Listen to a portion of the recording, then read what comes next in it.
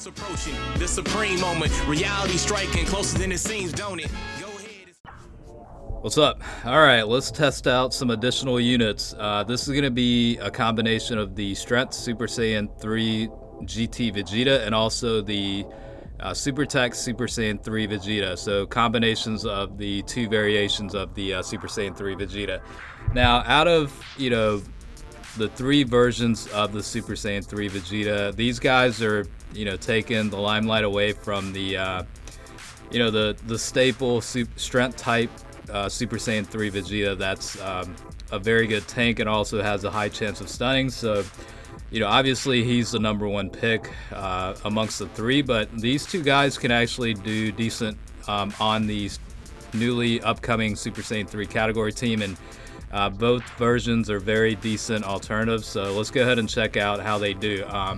I'll just go ahead and say the strength version is definitely superior to the TEQ version out of the two, but both of them, I mean, they're decent units. So we'll just go over the stats a little bit while the kind of gameplay is running. So we'll start with the Super TEQ version. He's got the +3 key for all types as leader skill. Final flash will cause supreme damage to enemy. That's the super attack. And then the passive skill will increase attack by 70% at the start of the turn. Link skills, he's got Super Saiyan 10% increase to attack. Saiyan Warrior Race, that'll add 700 to attack. Golden Warrior will increase key by 1, and then enemies defense minus 2,000. Royal Lineage will add +1 key. Prodigies will increase attack by 10%.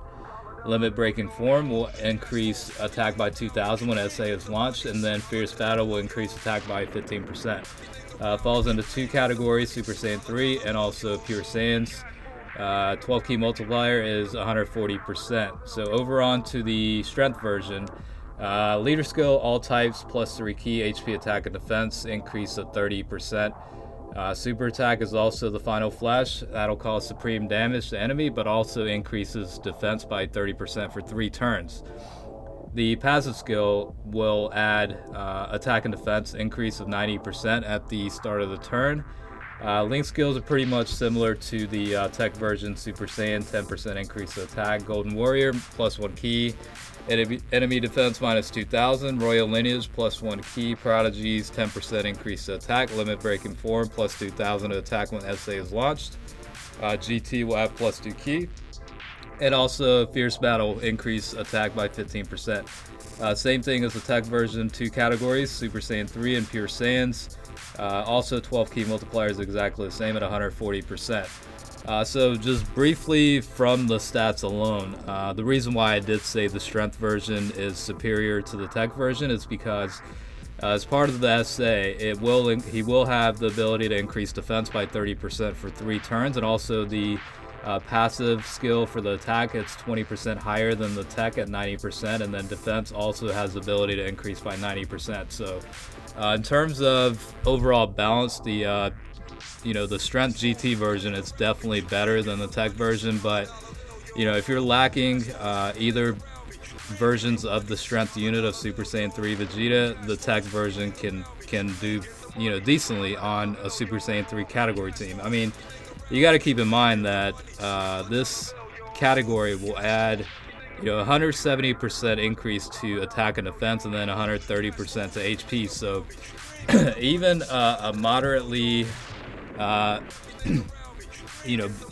even a card with moderate stats with that kind of stat boost, I mean, you're looking for any unit really to be pretty decent. So the TEQ version can definitely do decent on this type of team setup, and I'm sure you're seeing that firsthand with the showcase.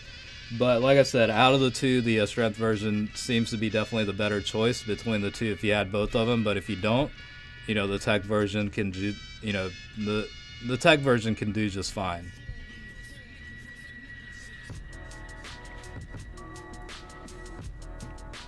I did make sure to link them up together. I mean, they do share similar links, and just kind of keep it, the flow a little bit continuous. I decided to just link them up together, and then we'll have, the Super Saiyan 3 Bardock come through and provide that extra 40% when HP is below 70%. So you'll see that periodically throughout the video as well.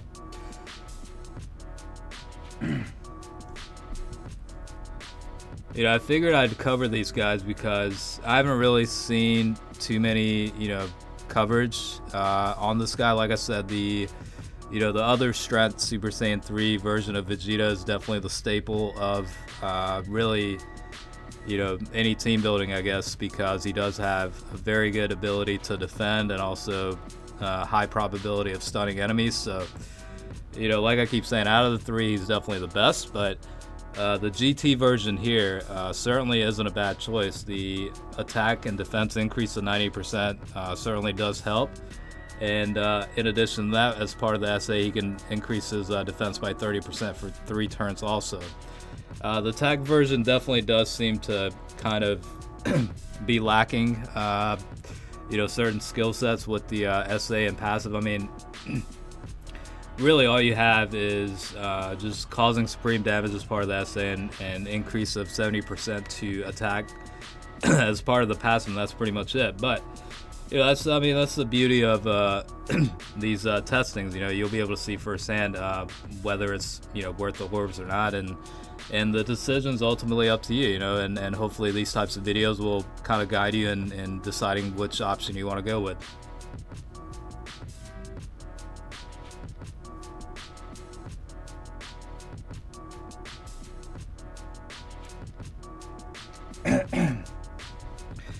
I think the other reason why I decided to link these guys together is, you'll be able to see firsthand the difference in the defending of the strength version compared to the TEQ version because of that, 90% increase to defense, as well as the 30% as part of the SA. So, and yeah, I mean, you're comparing 70% to 90%.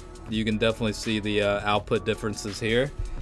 I think the max stats for attack, the TEQ version has 13,558 and the strength version has 13,632. So, there's not any difference really between the attack stats alone. So, I guess, an extra 20% as part of the passive toward the attack definitely does make a difference. It seems like, anyway.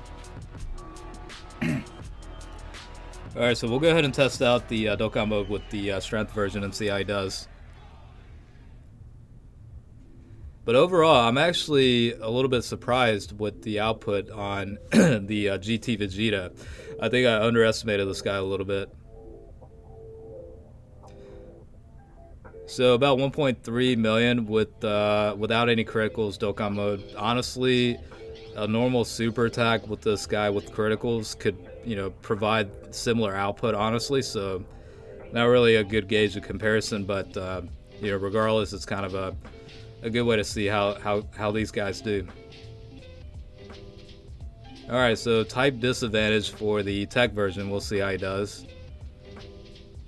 With the critical, close to 900,000, definitely pretty respectable figures there. And then the strength version, we'll see how he does. So about 600,000 with no critical. So, and the defense is obviously pretty amazing, though. You're looking at, very little in damage taken just because of that 30% increase, and then 90% as part of the passive. So, total of 120% increase to defense. That's actually a very good built-in system for him.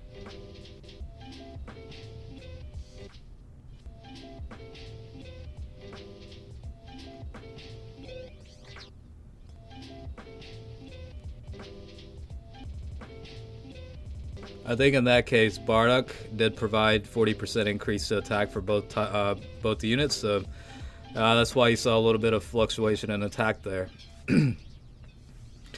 Alright, so we're slowly getting toward the end of the showcase. So yeah, I just wanted to test these units out. I did get requests for these guys in the past, and there's not much coverage on these two units, honestly, so hopefully you enjoyed the video, and it was kind of, a good way to determine, whether you want to unlock some dupats or, increase the SA or put in some work on the potential system or not. All right, so definitely appreciate you watching, and stay tuned for next time.